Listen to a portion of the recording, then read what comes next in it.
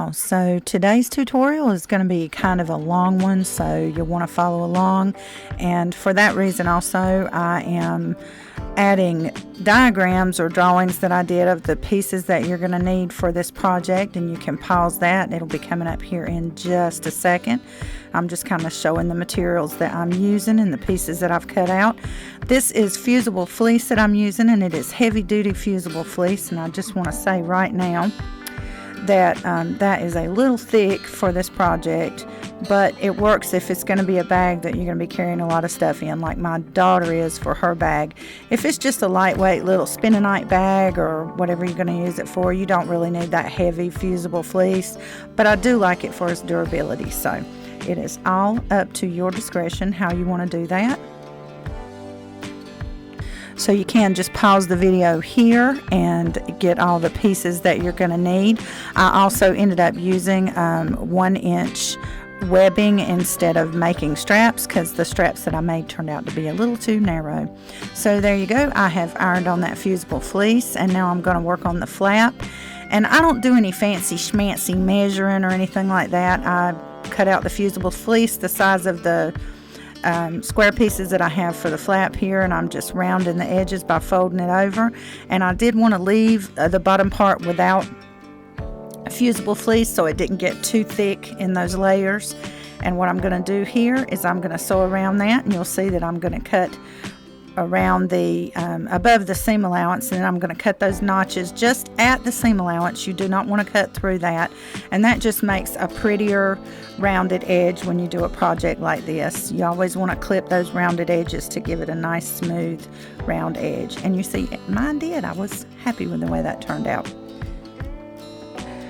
And all of the hardware and things like that I'm using in this video will be linked in the description box below, and you can check those out. Those are affiliate links. I get a little tiny commission for anything bought through those links. Be sure to check them out.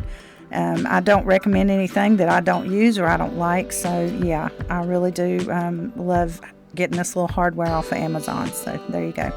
And I'm taking a piece of fusible fleece, and I'm just going to iron that onto that back side, because that fabric is very thin and you want some stability there so that the snap doesn't eventually start to tear the fabric and wear through. And that's pretty simple to install. You can see what I'm doing here. I think it's kind of self-explanatory, so I will be back to yapping when this part is done.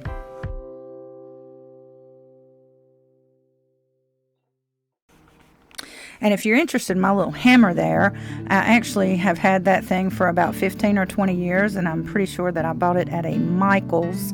So it is a craft hammer or a jewelry hammer, I'm not sure what, but I absolutely love it. Comes in handy.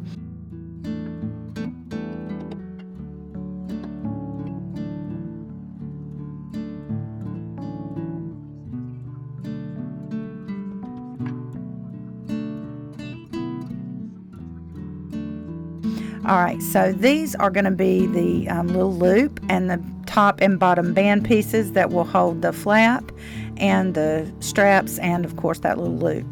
So I'm just going to press these, and I will show you how I do that here.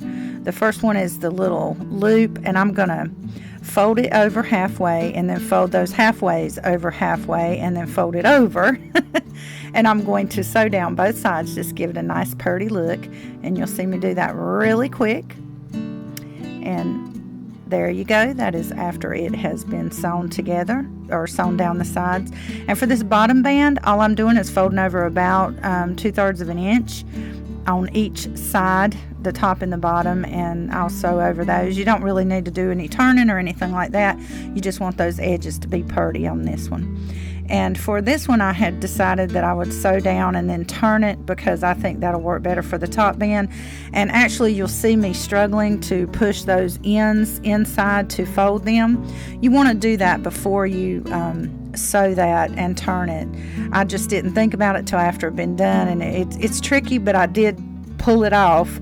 But you don't want to do it this way. It's just too many extra steps, too much time wasted. In real time, it took me about 10 minutes to get this straight and get that folded in and pressed. So yeah, do that before you do this part.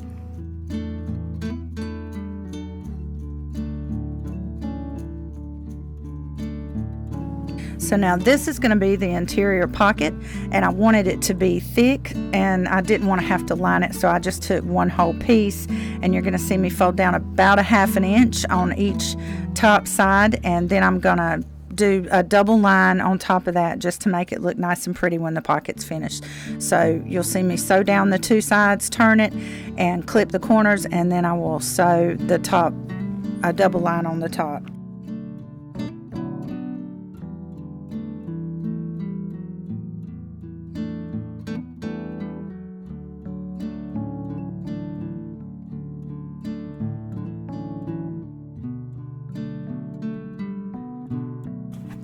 So there you go, that is the finished interior pocket, and I like to mark mine since this fabric is printed and I didn't want it to be upside down, and I just put a big blue X with my fabric marker on all these pockets. You'll see me do that. That's just to remind me that that is going to be the inside or the wrong side of the pocket. You don't have to do that, but I just didn't want Bugs Bunny and Friends to be upside down on the pockets, so that's why you see me doing that.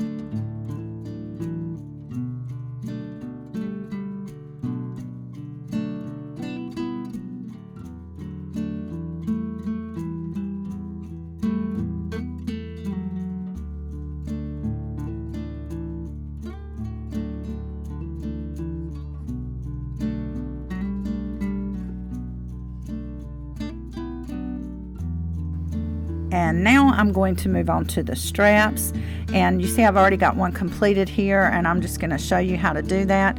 If you're making a purse or anything like that and you want adjustable straps on it, I do have a video for that, and you'll find a link to that in the right hand top part of this video. So I'm just showing you that I already burned these, so I don't want anybody saying she didn't really burn them. It's because I already did it. So first thing I'm going to do is that bottom loop, and I'm just going to sew that. And you want to be sure, lesson learned the hard way, gals and guys. I almost ruined my sewing machine.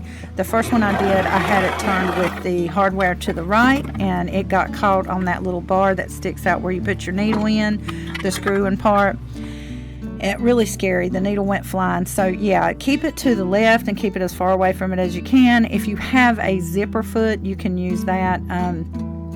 But anyway, so the first thing with this part is I'm going to fold this piece down, and I'm going to sew that. And again, I'm going to keep that hardware to the left of my needle. So you just want to be really careful with that, and just go over it a couple of times. Make sure you got a good stitch in there. Back stitch 2 or 3 times.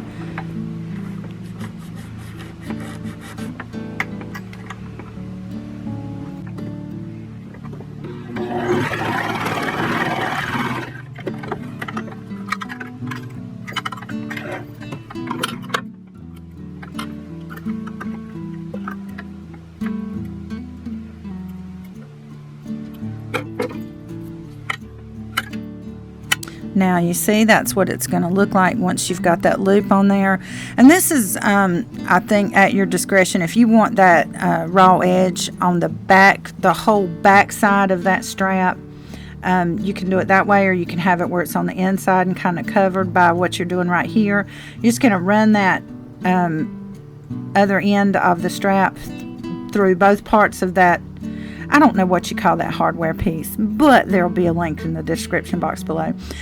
So anyway, those are all ready to go, and now we're just going to start getting the rest of the bag ready to put together.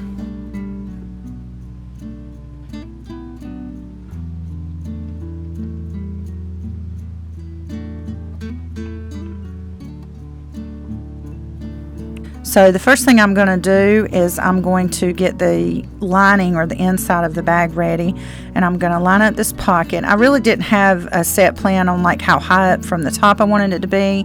I just knew I didn't want it to be too close, because you're going to have kind of a thick, a wide edge at the top once the bag's finished, so that you can put those grommets in there to run a strap or a tie through. So yep. That is it, all sewn on there. And now what we're going to do is line up these side edges and sew them all together, with the exception of marking a hole so that you can turn it. You'll see me in just a second with my fabric marker. I'm going to mark where I want to leave it open so that I can get my hand in there to turn it. And this is a rather thick project, so you want to leave plenty of room. If your hand fits in it, you should be good to go. But if it's smaller than your hand, you're going to end up ripping that fabric, and you're going to cry a lot because it's a lot of work to have to go through to cut it again and get everything together. So, yeah.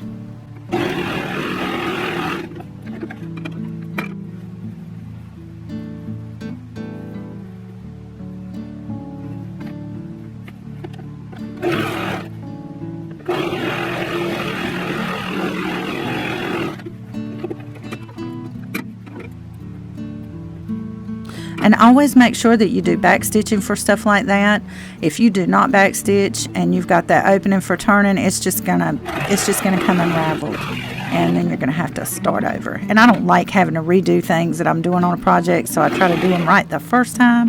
But when I mess up, I get to show you guys, gals and guys, so y'all don't make the same mistake I did.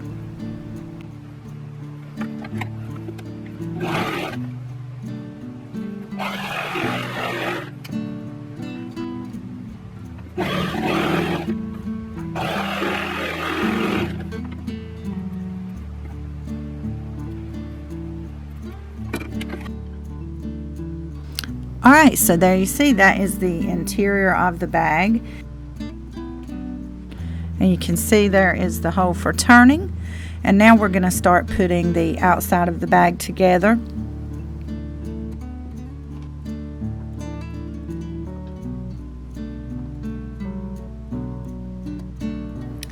And the first thing that I am going to do is you're going to see me get my marker, and I'm going to mark 2.5 inches down from the top. And I will say this, learn from my mistake with this, you really need to not put fusible fleece in this part at the top. You need to leave like two inches down from the top, 2.5 inches, however far down you're going to measure, so that you don't have that bulk, because it got really difficult to do the grommets when I got to the last step. I also feel like my the flap part was not long enough, that when I did the final, when the bag was finished, the flap is really hard for it to reach the snap on the other side of the bag. So you may want to do the flap just slightly longer than what I did mine, just add a little bit more to it, because it's going to be really difficult to snap it. But and this is a little tricky to pin. This webbing is super thick. You just have to be really careful with this part. I'm going to go all the way around that black rectangle there, that band that I created, and then what I'm going to do is sew squares over the top of the webbing just to keep it in place. You don't want to just sew the four sides of this band and then leave it, because you need that strength, that durability, and those little squares definitely will help keep those straps in there and in place and keep them from tearing out. You could do X's, that was my plan here, but then I thought that's just going to be difficult. There's a lot of bulk in this, and I was actually really impressed with this little Janome at how well it sewed this bag. I thought all of these layers were going to be too thick. It wasn't going to do the job like my Viking Husqvarna had done in the past, but this little machine is a pretty good little powerhouse for what it is. It really did. The stitches were not messy. This bag turned out just awesome. Okay, so now we're going to put that bottom band on, and we're going to put the straps in that, and you're going to see me do that part here. When I put the band down, I really couldn't pin the straps to it because it was creating too much bulk to sew over. So what I'm doing here is you'll see me put that in, then you'll see me mark about 2 inches. I think it was maybe 1.5 inches, or yeah, about 1.5 inches from the side edges, just so that it doesn't get in the way once I sew the sides of the bag together. And you want to make sure everything is straight and as it should be. You don't want your straps to be all twisted and bunched up. You want to make sure you got them in the right place.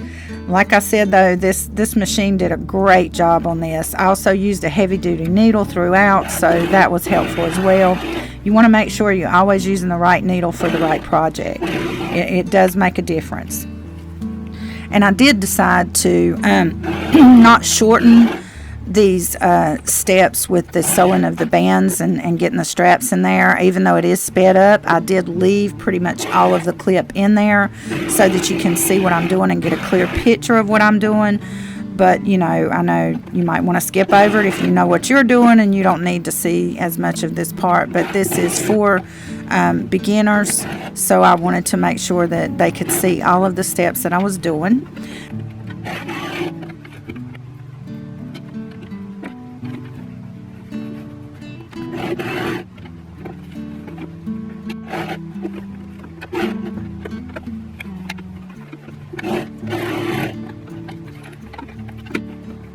So there are the straps, and I just can't say enough how pleased I am with how this bag turned out. I didn't have any major issues with putting it together or anything like that. It just absolutely was awesome. So here I am going to put on those side pockets, and it's my recommendation. I cut mine a little bit wider than the side part of the bag, but you want to cut them down so that they're even, because it makes it hard to stay stitch that on there if you can't see if they're not lined up correctly. So just make sure you trim your pockets down if they overlap like mine did here, because I actually was missing a lot of the sides here, but it's not going to matter in the end, but it may bunch up and cause some problems when you're finishing up the bag. So you do just want to go ahead and trim those down and make sure that they match up.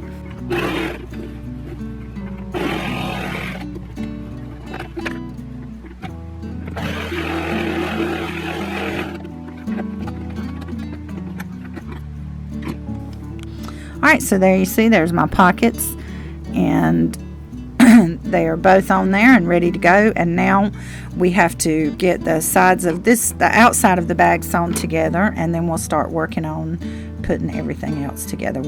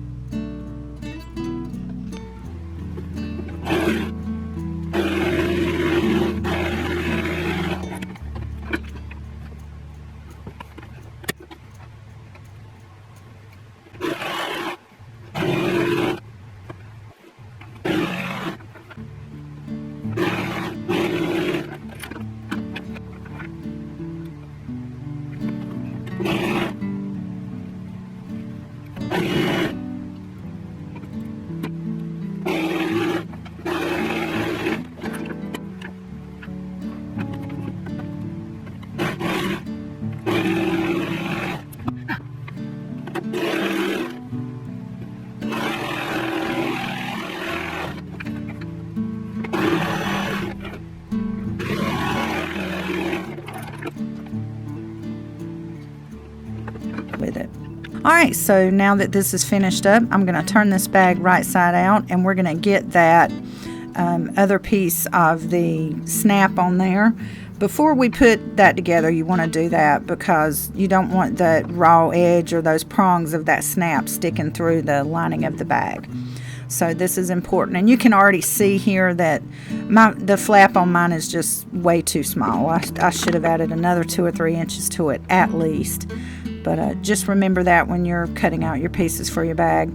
And I pinned this because I couldn't think of any other way to hold that flap down and keep it out of the way. But it stuck myself a whole lot of times when I was turning this. But anyhow, I am lining up the side seams on this and just pinning them. And you can see life is not perfect. My cut on the top is a little off on parts of it, but as long as you get it lined up neat, and some of the corners here, you'll see me in a minute, I'll clip a little bit of that because I just didn't, it was going to throw me off if I didn't, so I just clipped that little corner there. No big deal, life ain't perfect, neither are we. So I'm going to sew all the way around this at the top, and you see me pulling it. You need to give it a little pull. You don't want to pull it till you're just pulling it off of your machine, but you want to keep everything nice and flat and pretty while you're sewing this. Otherwise you're going to get a lot of bulk, a lot of overlap. You're going to get pleats and creases and things you don't want in there. So you see, there it is, and very slowly, even though on the video it looks pretty fast. I took my time with this. I did not bust a single stitch, y'all. I did so good. Pat myself on the back, pat, pat, pat. But you want to take your time with this part. Slow and steady wins the race. You don't want to rush through this. And you see I got stuck on those needles there, and one of them was actually bent all the way, like, what do you call that, like a I don't know angles and stuff. I'm not that great at math. So anyway, I'm turning it, and the next thing I'm going to do is I'm going to go ahead and stitch up that opening. If you want to blind stitch it or get fancy with it, you can. You could even use fabric glue, which works great. I like doing fabric glue for stuff like that, but I didn't want to have to wait for it to dry, so I went ahead and stitched it. And now I'm just going to neaten up the top, and we're going to make sure that is, that's neat, that you got to make sure it's nice and neat. You're going to see me pulling again, and I'm just using the edge of my presser foot to guide me through to make sure that I am sewing this at an even level. So I'm going to go all the way around with that. Make sure you stop and start with the back stitch.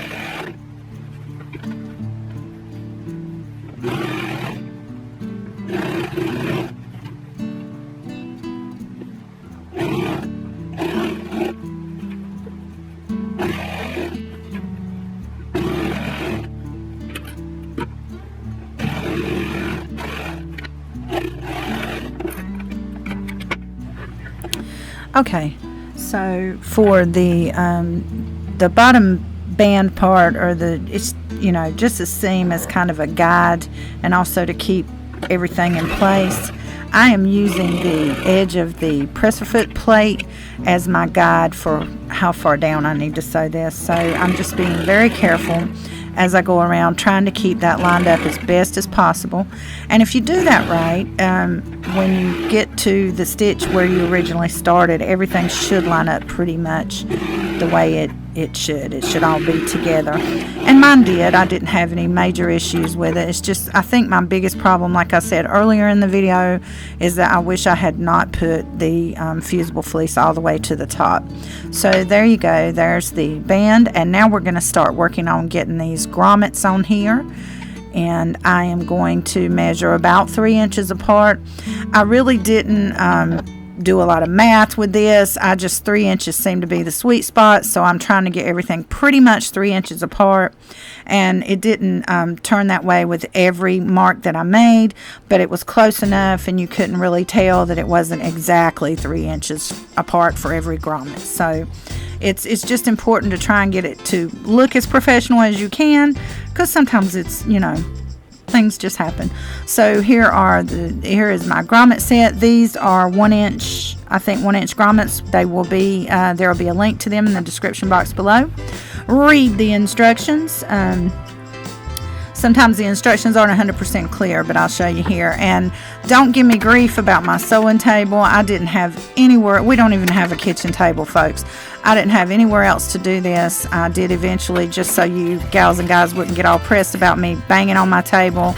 I got an old sign that I had here, old particle board little sign, and used it. But to be honest, it works best on super hard surfaces to do this. And my table was the best way to do it. Eek! I know, sorry. And you see me really banging it out there because that fusible fleece caused a lot of bulk and made it really hard to get these done. One of the best ways, though, I found to do it after doing this so many times with this project is you kind of want to bang your hammer in a circular motion around the top of that little tool. Just kind of give it a good hard smack all the way around, kind of rounding out, if you know what I mean. You don't just want to stay in one solid spot when you're hammering that down. Just kind of bang around and around. Same with when you place the grommet. And all of my grommets turned out really good. I was really happy with the way they looked. They purty. So yeah.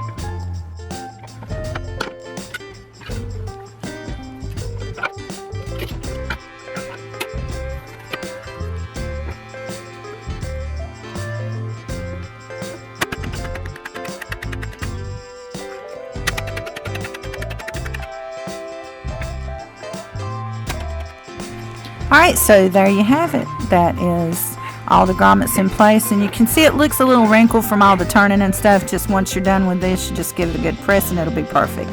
And this was originally supposed to be one of the straps.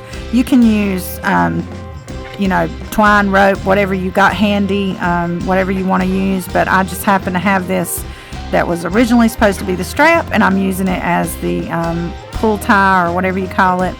And I forgot about making the little piece to pull the drawstring up and down, but yeah. So I hope y'all enjoyed this little tutorial. Y'all have a great one. See you in the next one. Peace, y'all. Bye-bye.